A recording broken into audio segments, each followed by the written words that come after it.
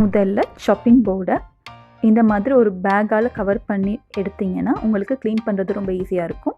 அதுக்கப்புறமா இந்த tender jack fruit எடுத்துக்கோங்க. முதல்ல எட்ஜில் கட் பண்ணிக்கோங்க. இந்த மாதிரி கட் பண்ணதுக்கப்புறம் பார்த்தீங்கன்னா இதில் பால் வரும்.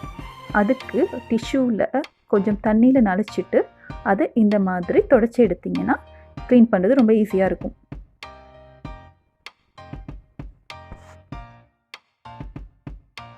அடுத்து மிடில் கட் பண்ணிக்கோங்க. கட் பண்ணதுக்கப்புறமா பார்த்தீங்கன்னா இந்த மாதிரி பால் வரும்போது டிஷ்யூவை தண்ணியில் நனைச்சிட்டு இந்த மாதிரி தொடச்சி எடுத்துக்கோங்க.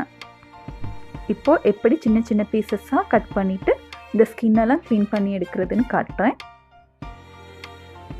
நார்மலாக இதை க்ளீன் பண்ணும்போது கைக்கும் நீங்கள் வெட்டுற கத்திக்கும் எண்ணெய் போட்டுக்கோங்க. அப்போ தான் உங்களுக்கு க்ளீன் பண்ணுறது ஈஸியாக இருக்கும். இந்த மாதிரி சின்ன சின்ன பீசஸாக கட் பண்ணும்போது அதை தண்ணியில் போட்டுக்கோங்க. அப்போ தான் கலர் சேஞ்ச் ஆகாமல் இருக்கும்.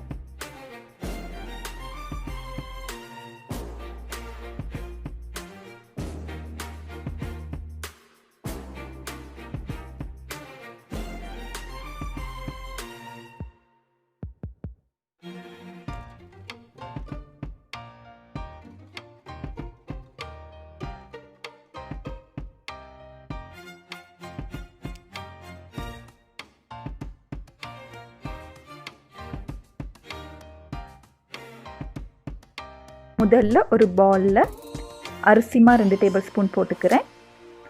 அதுக்கப்புறமா கடலை மா 2 டேபிள் ஸ்பூன். அடுத்ததாக மைதா போட்டுக்கிறேன் 2 டேபிள் ஸ்பூன்.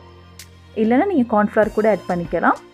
உங்கள்கிட்ட இருந்தால் நீங்கள் கார்ன்ஃப்ளவர் மைதாவுக்கு பதிலாக இல்லைன்னா ரைஸ் ஃப்ளாருக்கு பதிலாக யூஸ் பண்ணிக்கலாம்.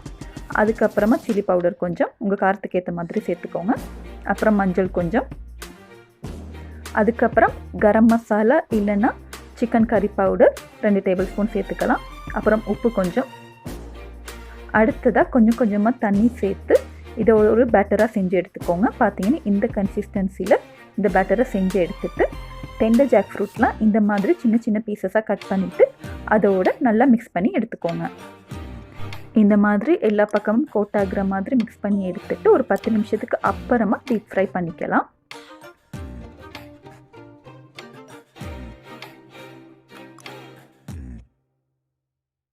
இந்த மாதிரி கோல்டன் ப்ரௌன் கலர் வரும்போது இதை ஃப்ரை பண்ணி எடுத்துக்கலாம்.